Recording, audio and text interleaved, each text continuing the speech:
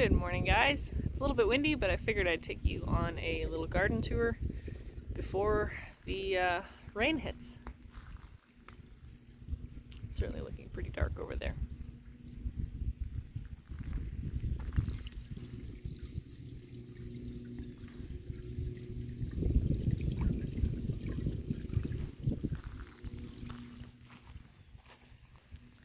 So the corn is starting to make their flowers, which is intended to pollinate these silks. So I usually call these tassels and these silks. And what I'll sometimes do is I'll just take off a tassel and flap it around a little bit, and try and get as much pollination as possible. So you grow corn in a cube sort of formation, because if they're in a straight line and the wind is blowing perpendicular to it, then it'll blow all the pollen away from the silks instead of onto the silks. That's why you generally plant corn in blocks like that. Unfortunately, the nasturtiums still haven't been blooming, and I'm kind of waiting for it. Oh, it looks like they're about to prove me wrong. That's exciting. I've been waiting for that a long time. These guys are covered in what was supposed to be, I think, like a grape tomato, but they're huge. Anyways, they're looking really beautiful. There's some lovely striping on them. I ate one already. It was fun. I'm just continuing to assist these guys into the center of the tower here. I haven't checked on the bags yet. I've just been sort of handling them every now and again to try and make sure that those flowers get pollinated.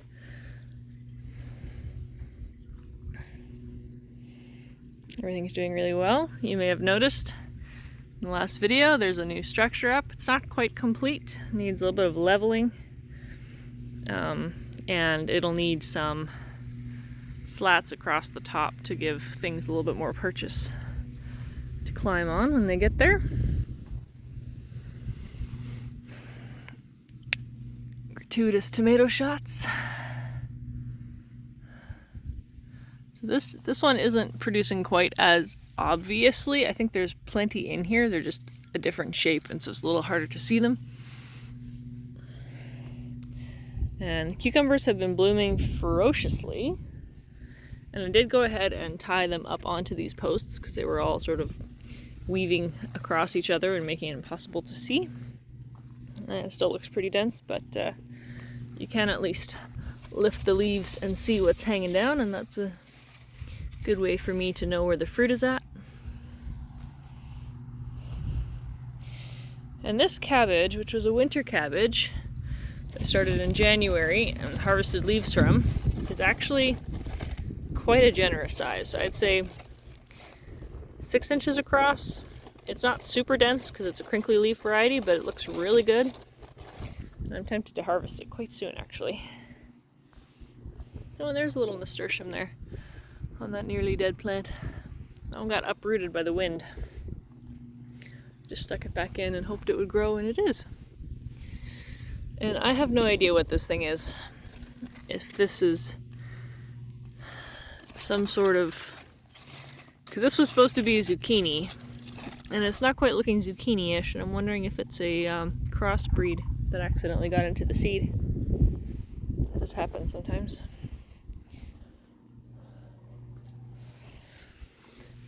Peppers don't have a ton of fruit on them that's particularly sizable, but they have a lot of little stuff on them. These are jalapenos, and you can see there's lots of these little guys in here. So they've got some time to mature as well.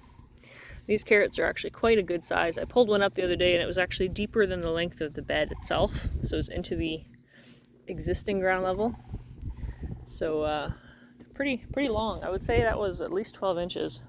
Not full, of course, but it does speak to their potential. These are birdhouse gourds, and you can see these have bloomed. They tend to bloom at night. They're a white flower. I think they're actually pollinated by moths instead of bees. Generally, night flowering things are pollinated by moths or butterflies that are active at night, rather than bees, which go and sleep. So I am desperately in need of picking peas, and I'll be doing that after I've shot this video. These have given me a really good crop already. And you can see here this is new growth with new buds in it.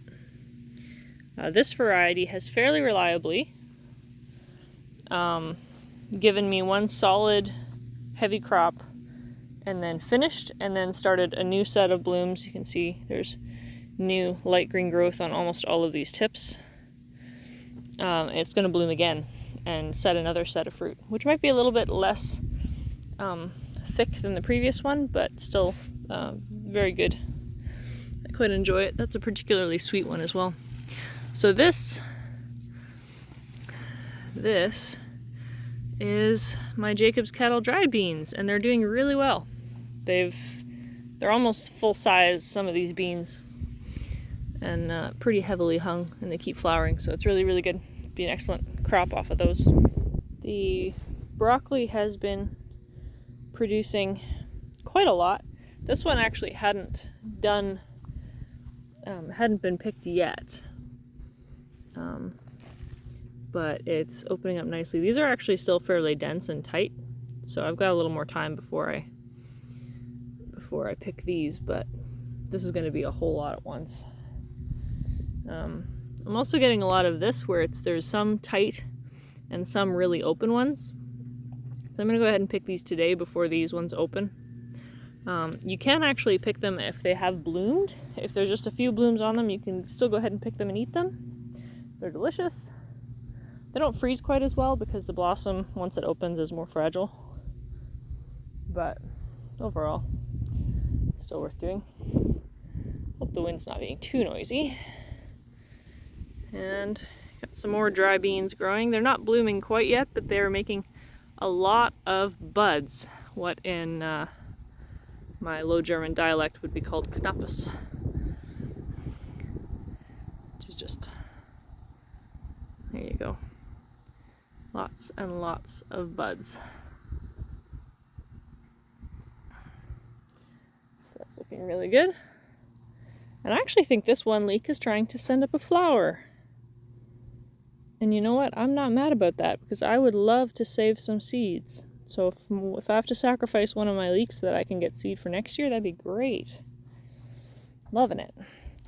Incidentally, there's a leek and an onion here. Just being friends. And these carrots as well are doing quite well. They're filling out about 9 inches long. Not quite full yet, but getting there. This is a super compound flower. You see that? See that? I'll hold that up next to a regular flower. I'm going to break it off because that's what a regular flower looks like. So this bloom, had it pollinated, would have been an extremely cat-faced tomato. And they tend to crack more easily as well. I've actually got a bean climbing up this tomato. Well, you do you, bud. Again, this is a very... Okay, that one's not too bad.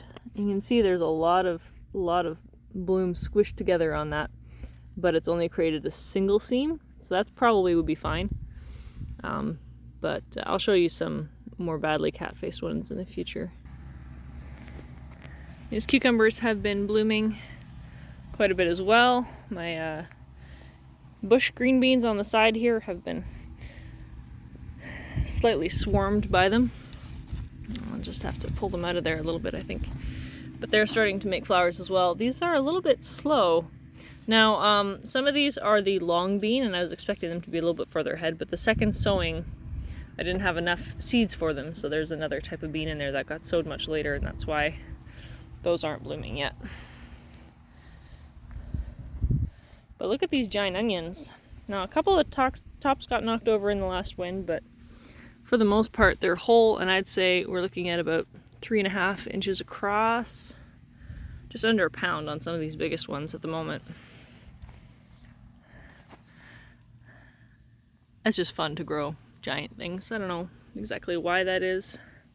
Sense of achievement, perhaps. And again, I've got, you can see these ones are actually about to open. So these ones I will not be freezing. I'll be going ahead and eating them right away. The ones where the buds are still a bit on the smaller side, I can go ahead and freeze still. Oh, we got a little dragonfly friend. Look at him. I've been watching these guys swoop around my shed and just do all sorts of aerial stunts all week, and I've been really appreciating them. You're doing a good job, little dragonfly. You eat all the mosquitoes you possibly can.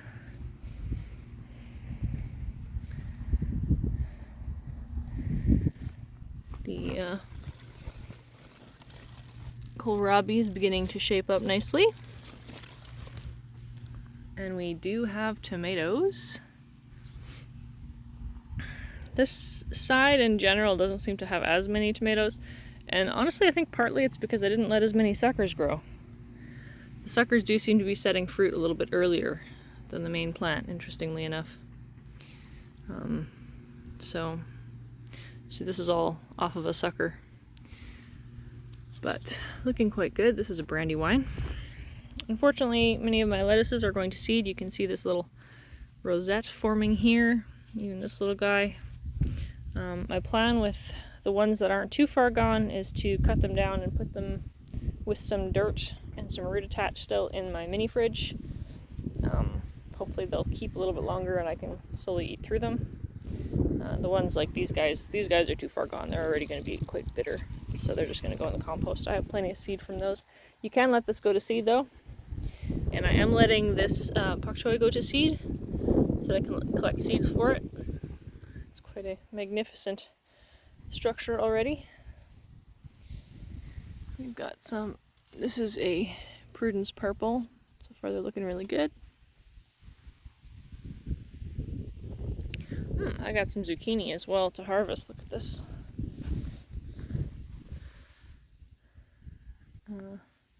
And that one's definitely ready to come in. Keeps blooming. Love me a good zucchini plant. This is something called ground cherry. And if you're not familiar with it, I'll just give you a peek underneath if I can detangle it from. So all of these little lanterns have a fruit inside. These are not fully developed yet. The lanterns will turn sort of a papery brown and fall off. And that's generally your sign to start picking them up and eating them. But that's a very healthy little bush. It's going to produce a lot. I do like to leave my little tray out for the birds. I know there are birds in my garden. They eat all my caterpillars. I'll make sure they have some water if it's been dry. I really should clean that though. It's got a lot of gunge in it. So again, this is a seed saver. This is protecting my flowers from getting cross-pollinated with other tomatoes from bees. So they're starting to push that bag quite far open, in fact. So that one's almost done flowering. Once it's done, I'll take them off and I'll tie a ribbon around that branch so I know which tomatoes are for seed. And again, so much more broccoli. So I find the purple broccoli has been sprouting. It was kind of first for the most part and has consistently respreaded quite well. You can see there's a lot of them. They're spread quite far apart. This one has been harvested, I think, twice already, but it's only produced another 2 large stalks and a couple of small ones. So this one's a little bit less productive than the purple one. These ones are, again, they're all right. They're doing okay. I've had a little more success with some of the purples, so I'll probably still keep them both just because they have a slightly different timing and that helps keep things interesting. But look at these tomatoes. Isn't that beautiful? So here's a cat face one. I'm just gonna send you underneath there. You can see how convoluted that tomato really is. Because that's a processing tomato and I'll just be pulping it and putting it through a mill, that's not really a problem. for me on that variety, as long as it doesn't split. And I'll show you one that has split. So some varieties are more prone to splitting than others. This variety here is looking fantastic. I think this is Thorburns terracotta, and these look really, really good. There's no sign of blossom end rot or anything on those. This one is called Cherokee Purple, and it has a beautiful flavor, but in wet conditions it is very prone to splitting. And when it splits, you can see there's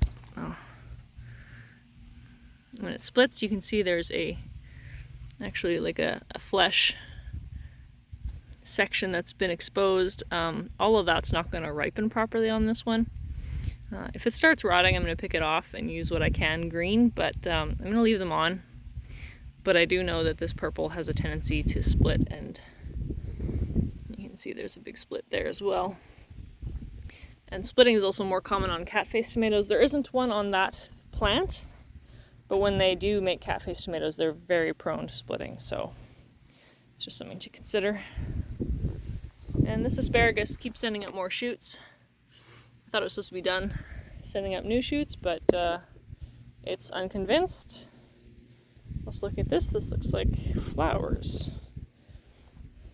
It almost doesn't seem like it's a male, but that's alright. Keep looking around. Oh, we have more beans to look at as well. So these are scarlet runners. They're blooming beautifully. I find in the cooler weather, if they don't get the right bees, they don't set any beans. You can see here they flowered a bunch. But they don't have any beans. These are just the stems of the flowers, and not actual beans being formed.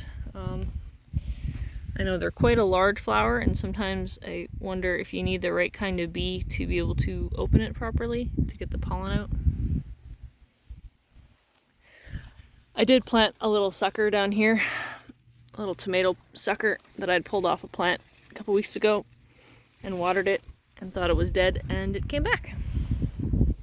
I figured there's a little gap there. I could stick it in there, see what happens. The turnips are shaping up nicely. Just gonna go into this garden again for a minute because we got more peas. These peas are a little slower than the other variety, and they are also a little more consistent. They don't do quite as much at once, but they keep blooming a little bit longer. I have so many spiders in my garden. Look at that little spider butt.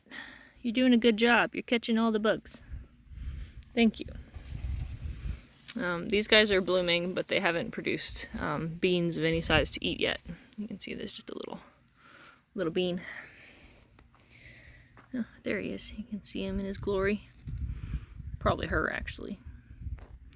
Anyways, they've been catching lots of insects for me. I've even seen some webs that had cabbage moths in them. So I can appreciate them and respect their space a little bit. So this fence, we've had issues with fencing in this garden, and it's not to do with the strength of the poles, it's to do with the hardness of the ground. Our ground is extremely hard here, and basically I just couldn't put the stakes in deep enough, and so there's too much flexibility in the fence. And once it's completely grown over like this, it becomes a great sail in the wind. So it's all sort of leaning. It's at least staying upright, but I'm definitely making some notes. Among them, the fact that this variety of bean needs a taller trellis, this variety of pea needs a shorter one, and that variety needs a much taller one with a lot of strength. So I'll be adjusting some of my trellis plans in the future. My long beets are starting to grow up.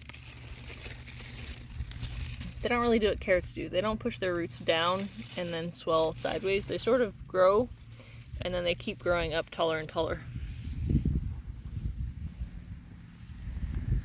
And there's a nice golden beet in there.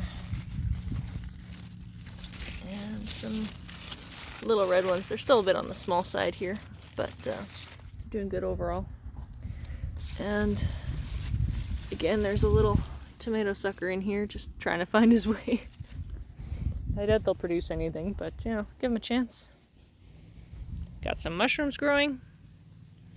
Not sure what variety, but it's a sign that I have a healthy ecosystem. Yeah, so these beans are beginning to make canopus, make buds. So we should be seeing beans off of these. These are for eating green as well, so I'm looking forward to that.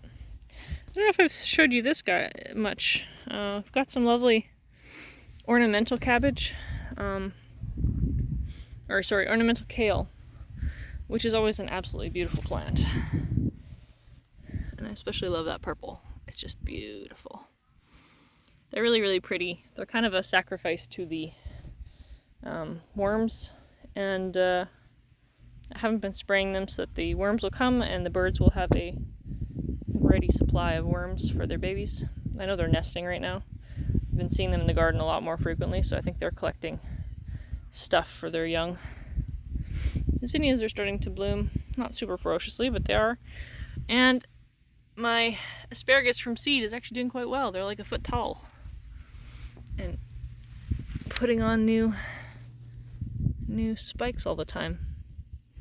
So this is all good. This is like the old growth from winter, and this is all new. Fantastic, isn't it? Look at those. Look at those little guys.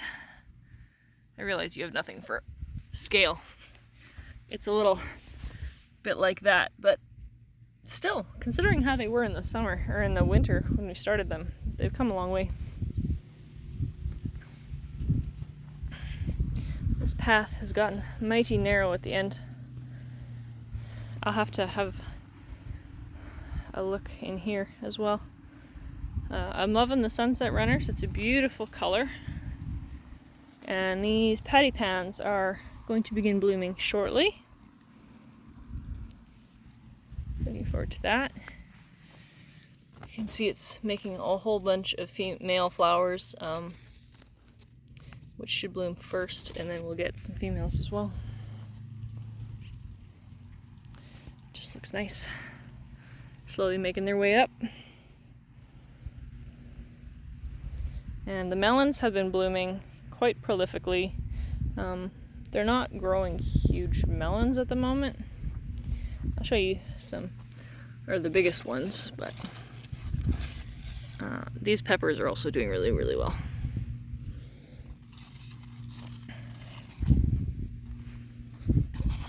I haven't found a whole lot of melons in here.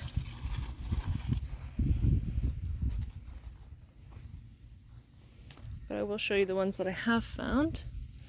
I'm trying to keep them off the path a little bit so they don't get stepped on. There you go. That's going to be a little bit of a cantaloupe, and then right next to it you can see that little watermelon is starting to swell as well. He's about double the size as he was when he flowered, so that's not too bad. There's another little watermelon coming along nicely. They seem to respond really well to being under the cover. And then towards the end of that heat wave, I just took the covers off because they were starting to bloom. I wanted to make sure that they could get as much pollination as possible. I got some herbs here. This is the oregano. It's wanting to flower. I should probably harvest some of that before it does flower. And the sage is looking really good. A little bug-eaten, but that's okay. And this basil, I think this is a cinnamon basil, or is this the Thai basil? I can't remember. Either way, it's looking gorgeous. And another sage. And then this lovely thing, which looks so much like a weed, but is in fact a flower. One of them's blooming over there, so I'll show it to you. I also have plenty of weeds still. Perfection is completely overrated. I don't live that life. You can see all the little buds on this. They're gonna bloom soon. This thing is absolutely covered in tomatoes as well. They're growing so tightly here. I'm not sure if they're jammed.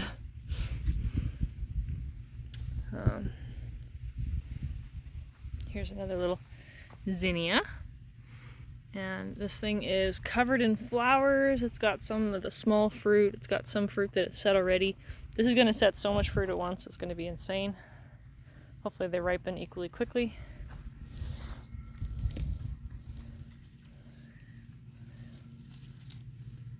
And it looks like, it's a little weed. It looks like the snow peas are actually setting out a new set of blooms. You see these beautiful purple, blue beans, blooms, blossoms. I really need to pick these again. This has been very productive and they just keep going. Very tasty. I picked them about this size. If you miss a few, I'll be saving some for seed. There's like one in here. You can see how big that pod is getting compared to this.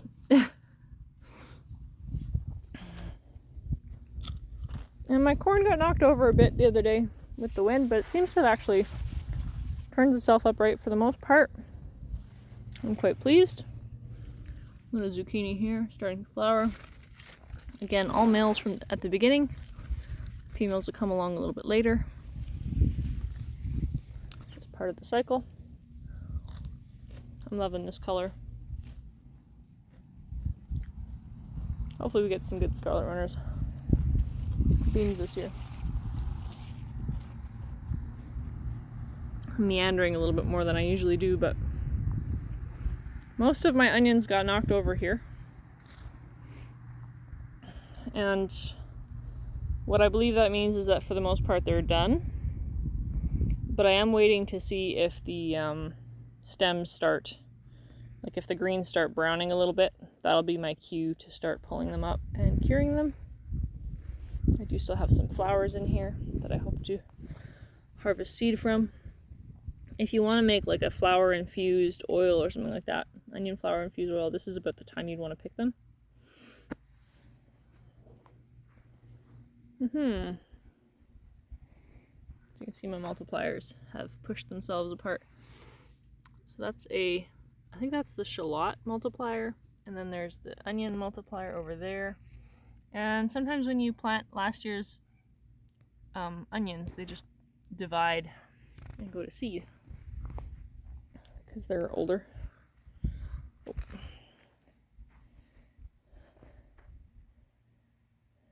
And here's the flower of that one that I told you looks like a weed. It's quite a flashy little thing. Little, I should say. It's almost 3 feet tall. These guys are producing some lovely tomatoes. And they need more space and taller trellises, so I'll keep that in mind for next year. Look at that. That's a nice aroma right there. So I have taken my Brussels sprouts out of the cover just because they were getting too tall and they were pushing up the cover too much. So I've just been treating them with BT spray to keep the loopers off for the most part. You can see a little bit of damage. I've also been pruning off the lower branches, and my understanding is you are supposed to do this to make room for the sprouts. And I'm being a little ruthless, but that's what we do for food, right? So that's maybe off of one, but you can see how much more stem is exposed, and when the sprouts start growing, they'll have a lot more room to fill out.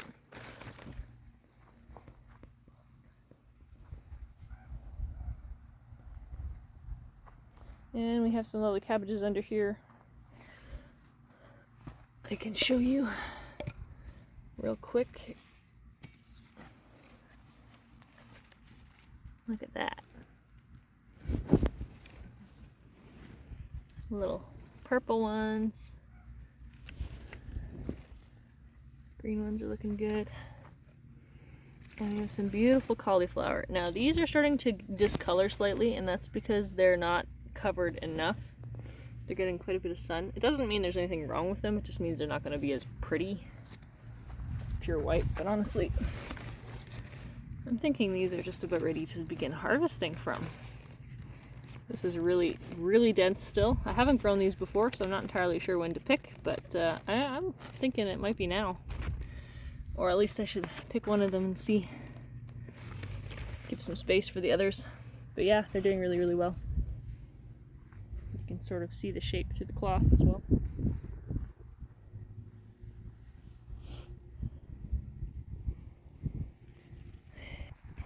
The wildflower patch always astounds me with the, I don't know, just the wildness of it.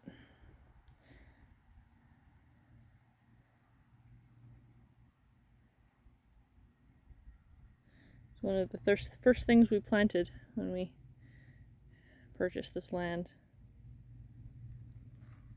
It has changed so much through the years. Each season has brought a different flower to the fore. And this year it's these guys, which I think this is like a wild aster type thing. Not entirely sure. It's a wildflower. We've got lots of flax still growing.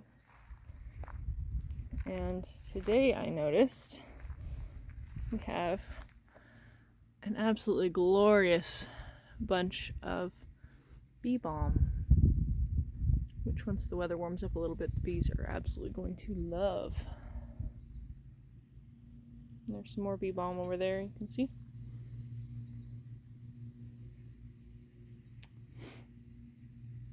Yes, it's beautiful. There are weeds in it. I kind of don't care. As long as they're not the noxious weeds, for the most part, I think the flowers are winning. Just gonna give you some shots of the pumpkin patch, and you can tell me which varieties you can spot. Or maybe I'll tell you. See that one right there? Look at that.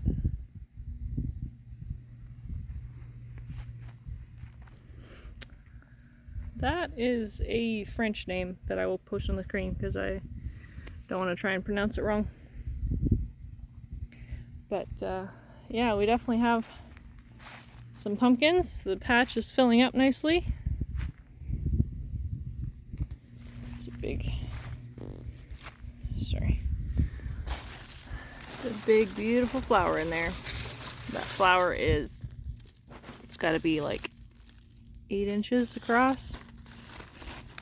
It's gonna be a lovely pumpkin. I'm gonna come back out here with my paintbrush and do some pollinating.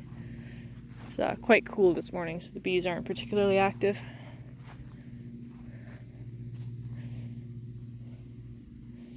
Definitely seeing some blooms. Got a couple big moose blooming down there.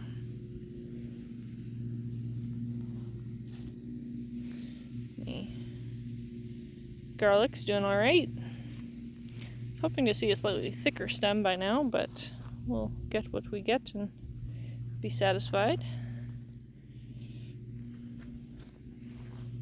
And our painted mountain corn setting some nice ears.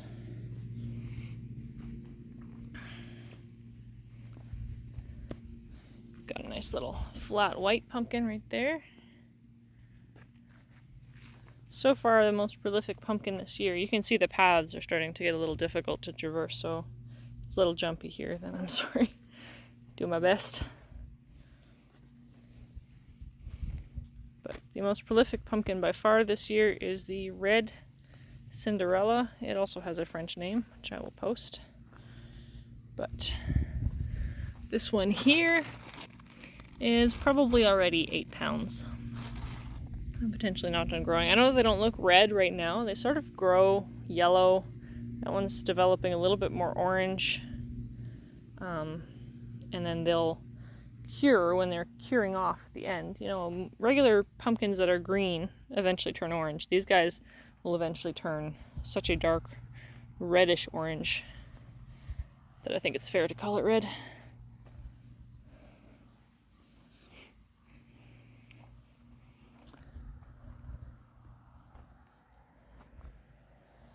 There's another nice size one there. We've got a nice little blue starting to form. Again, grows green. Kind of turns a sort of steely gray blue at the end of the season when it's matured. Seeing quite a few flowers on there. That's exciting. This is our row of minis. And this one back here, I think that one's pretty well finished size. Sorry. I think that one's pretty well finished size. That's about 3 inches across. But it's setting more flowers all the time.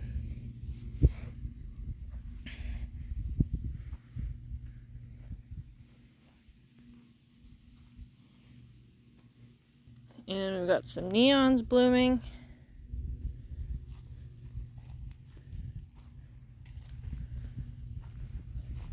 And neons are orange pumpkins. They grow yellow and they sort of mature to orange very early. So they're great for my market stand because they are fully colored quite early on in the season, so I have something to sell right away.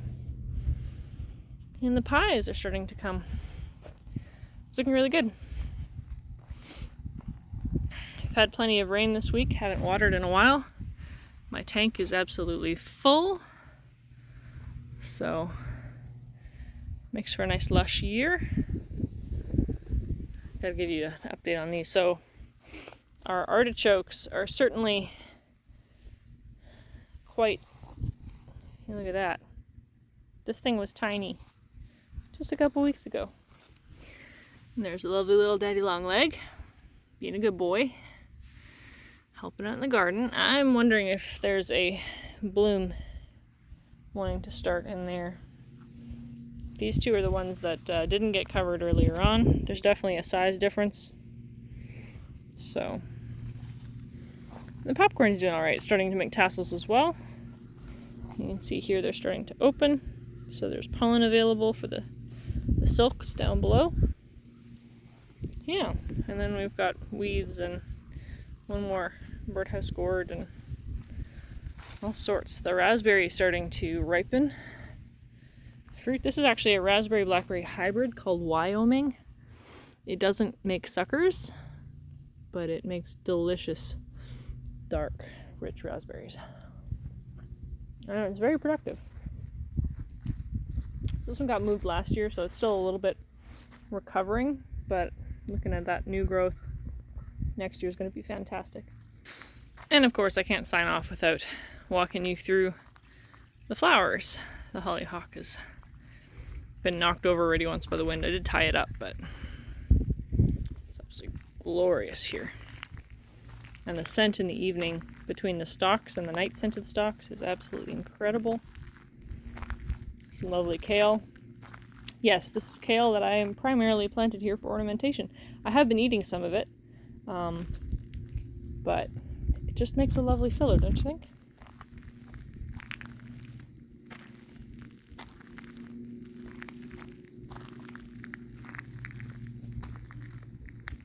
The new rock really brings the green out in the plants as well. Loving the cosmos this week. And this big old bushy thing, it's called a cleome or something along those lines. And I thought I just had the one, the white one. That's what I purchased, but it turns out there was a second stem in that pot, and now we've got a mostly white, but there's one pink stem in there that's about to bloom. That should be absolutely glorious. This is such a beautiful, interesting flower. The night scented stalk. You can tell it's a cool day because the night scented stalks are still partially open.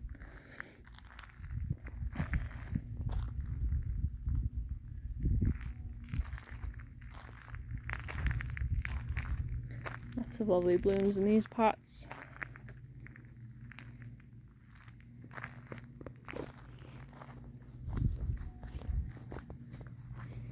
And this perennial bed here, it will be expanding in the future, but we just needed a place to put our perennials. It has really come into its own this year. So there's a lovely yellow to white rose there. Got a Hansel rose back there. And this mix, the only ones that actually bloomed last year were these guys down here, the multicolored ones. And none of the rest even came up. Or if they did, they didn't bloom. And here they all are, looking absolutely fantastic. Got some pure white, some really intense rich reds. I'm absolutely loving this combination of colors. It's beautiful. And the betony looks really, really rich right now as well. I've already picked quite a bit for tea. I could probably pick some more, but I figured I'd let these guys go to seed. We're also waiting for a little Siberian iris in there. I think that one's called Butter and Cream or Butter and Sugar or something like that. The tiger lilies are nearly done. There's a few blossoms left to open, but they're sort of waning. And the delphiniums are beginning to fail as well. They're also covered in caterpillars, which some of them I recognize and or destroy. Can you believe that 6 years ago this was a canola field?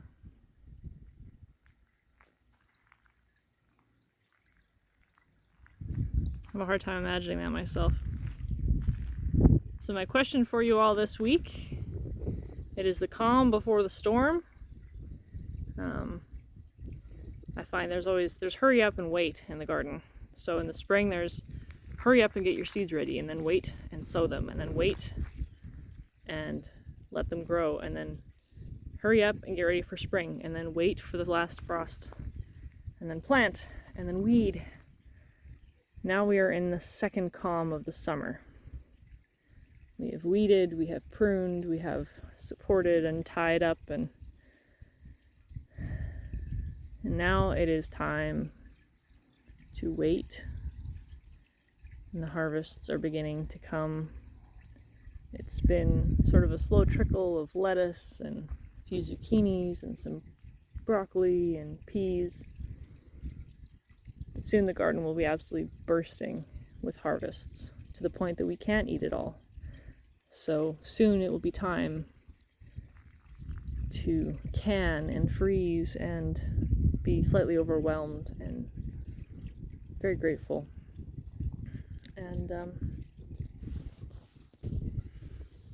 don't know about you guys, but I'm kind of looking forward to that. I'm in the waiting between weeding and harvesting and preserving, and well, the garden is nearly ready for me to stop waiting.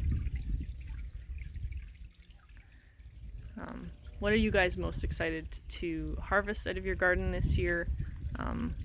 What are your favorite things to preserve? Do you like canning? Do you like doing jams and jellies? Do you like pickles? What's your jam? Tell me in the comments down below. Thanks for watching, guys. Hope you enjoyed this tour. I'm working on some more content, more specific educational content. So I'm looking forward to sharing that with you guys later on. Thanks for watching, guys. We'll see ya.